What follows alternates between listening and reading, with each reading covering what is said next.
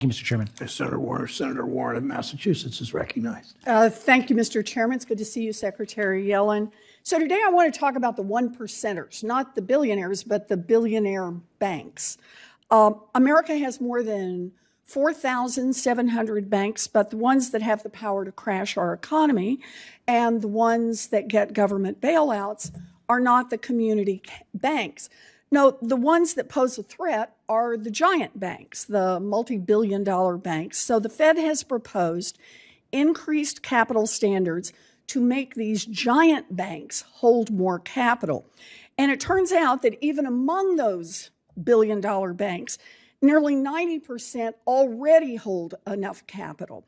So what we're really talking about here is just a handful of the biggest banks that would have to hold a little more capital. Secretary Yellen, I just want to start by making sure I've got my facts right.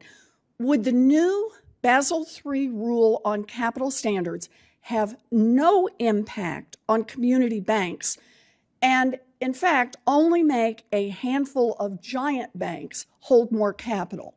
Well, its terms apply to banks with more than $100 billion or significant trading activities, and community banks have far lower assets, and I'm not aware of any who have those. So this is not about our community banks. Not about. This is about our biggest banks.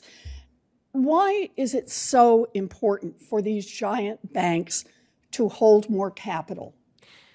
Well, capital is a measure of the resources a bank has to absorb losses in the face of a shock.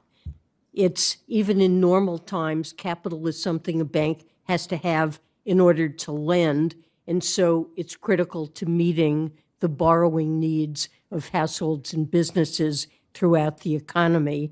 When a shock hits, like we saw in the financial crisis, a bank can fail if it runs through its capital. And if it's a large bank or one that is highly interconnected to other financial institutions, its failure can have devastating consequences for the financial system as a whole.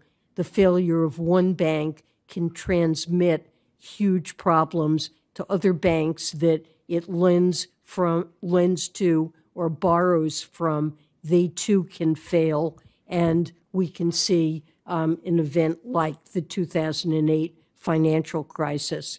And when you have such a financial crisis, it can cause enormous economic toll. We saw that when we hit near double-digit unemployment, when the financial system collapsed. It hits hardworking Americans. It hits businesses that really had nothing to do with any of the activities that caused this. Okay. So higher capital important. standards are about making the bank safer, but it's about making all of us safer, right, basically? Yes, because it diminishes the odds of a systemic financial failure. And that's why it's so important for these big banks. And look at what's happening today.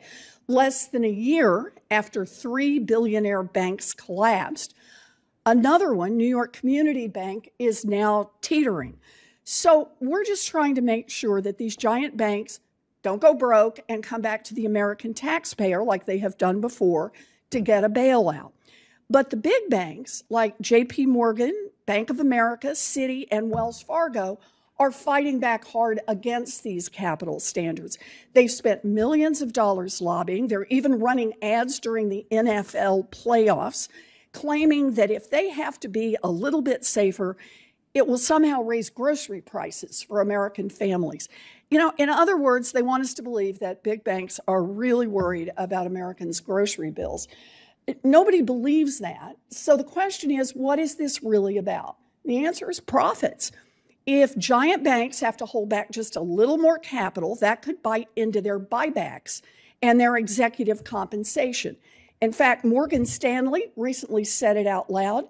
The banking lobby is fighting to water down the capital rules so that these giant banks can create, quote, a significant increase in buybacks. Secretary Yellen, let me just ask, do you happen to know how much money the 4 biggest banks returned to their shareholders through stock buybacks and dividends over the last decade? My guess is it's a large amount. It's a lot but of money. I don't know the exact figure. I actually looked this up, $630 billion. And do you know how much the average CEO pay at these big banks was in just 2022, just in that 1 year? Yeah, I'm not sure. My guess would be around 30 million, but It was 28 million. You're very, very close there. So higher capital requirements may mean fewer stock buybacks. It may mean somewhat smaller bonuses for the CEOs. These giant banks say that they will stop making mortgage loans if they have to hold a little more capital. But I got to say here, who can trust these guys? In 2020, Jamie Dimon at JP Morgan made big headlines when he pledged to make 40,000 mortgage loans to Black applicants. 40,000, that's a lot. More than 3 years later, how many loans have they actually made to Black applicants? 122. Yeah.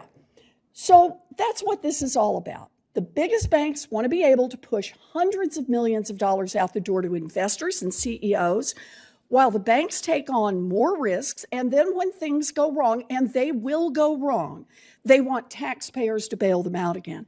And they claim that if the Fed doesn't cave, people's groceries will cost more. You know, I am sick of bailouts, and I am sick of banks that lie to the American people. We need stronger capital rules to reduce the need for bailouts, and I urge our regulators to finalize these rules as quickly as possible. Thank you, Mr. Chairman. Thank you, Senator Warren.